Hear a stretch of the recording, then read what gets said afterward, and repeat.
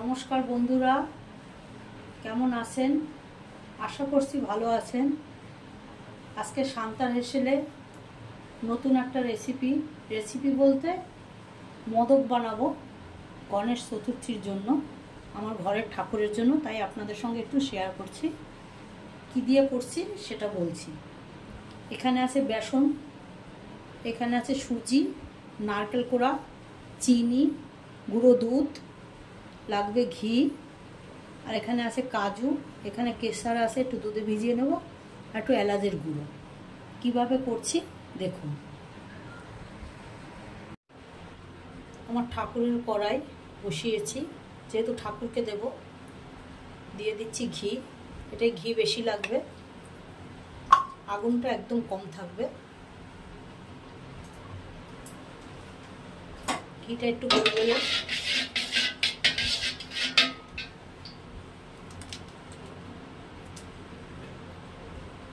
দিয়ে দিচ্ছি সুজি। সুজিটা ঘিয়ে ভালো করে ভেজে নেব।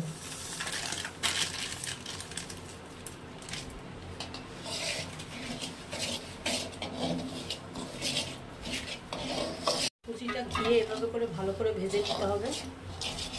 আগুনটা একদম হালকা থাকবে, যাতে পোড়া না লাগে ঠাকুরের জিনিস।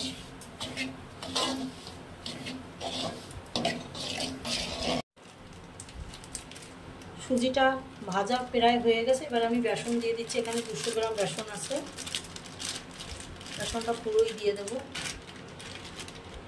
সমান সমান মাপে। এবার বেসনটাও ঘিয়ের ভিতরে ভালো করে ভেজে নিতে হবে।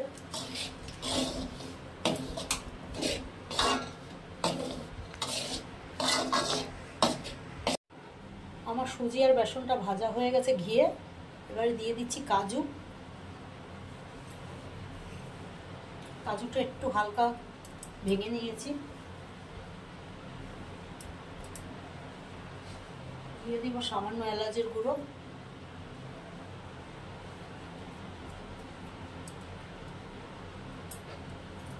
দিয়ে একটু হালকা ভেজে নেব। এবারে গুঁড়ো দুধ দিয়ে দিচ্ছি 1 প্যাকেট।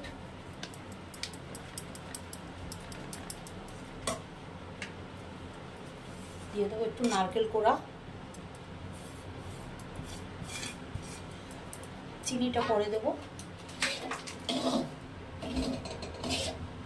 পুরো মিশিয়ে নেব।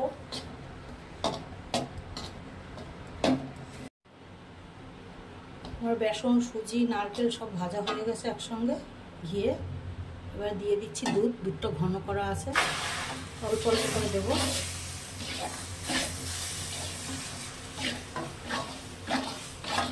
অল্প অল্প করে দিয়ে একদম শুকনো শুকনো করবো। এটা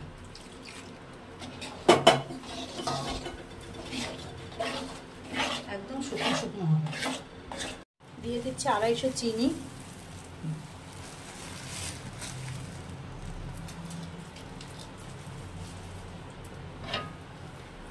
ভালো করে মিশিয়ে নেব চিনিটা। এটার পাকটা যত ভালো হবে তত সুন্দর হবে মোদকটা, একদম শক্ত হবে।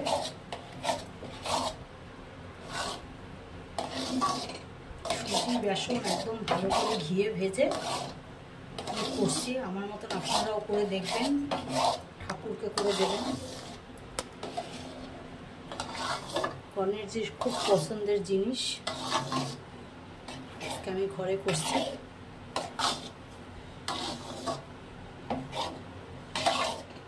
একদম শুকনো হবে।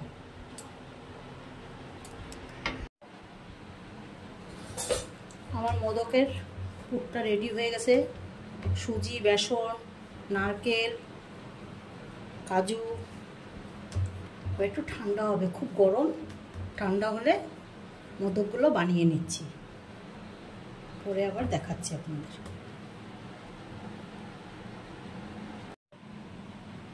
কি সুন্দর আমি বানিয়েছি দেখুন। আমি তৈরি করে দেখাচ্ছি। এই যে শ্বাসটা, এটা একটু ঘি লাগিয়ে নিয়েছি। এখন লম্বা লম্বা করে পুরো সুন্দর করে শ্বাসের উপরে দিতে হবে। দিয়ে পুরো আটকে দেন।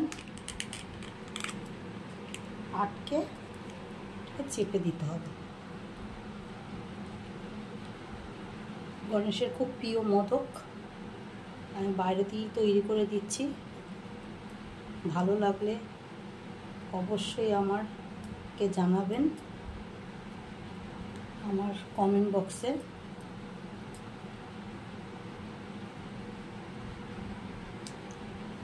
তারপরে একটু খুলে নিব। এই দেখুন কি সুন্দর হয়ে গেছে। সবগুলো এভাবে করে তৈরি করে নিচ্ছি। খুব সহজ।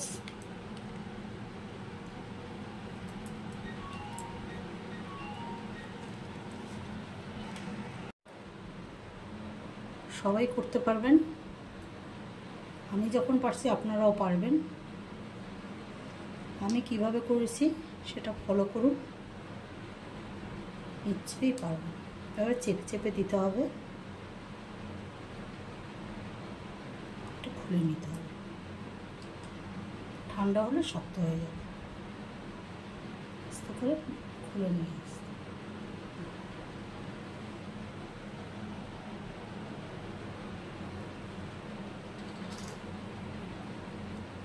একটু ভালো করে ঘি মাখিয়ে নিলে ভালো হয়, উঠতে সুবিধা।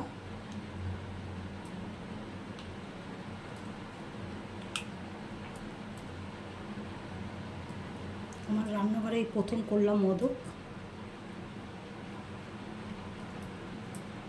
কালকে দেব গণেশজিকে।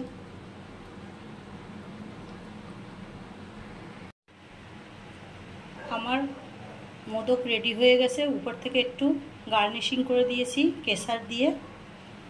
যদি আমার এই রেসিপিটা ভালো লাগে, লাইক শেয়ার কমেন্ট অবশ্যই করবেন। আপনারাও গণপতি বাপ্পাকে করে আমার মতন করে বলবেন কেমন হয়েছে আমার কমেন্ট বক্সে। আর আমার চ্যানেলটাকে অবশ্যই সাবস্ক্রাইব করে দেবেন।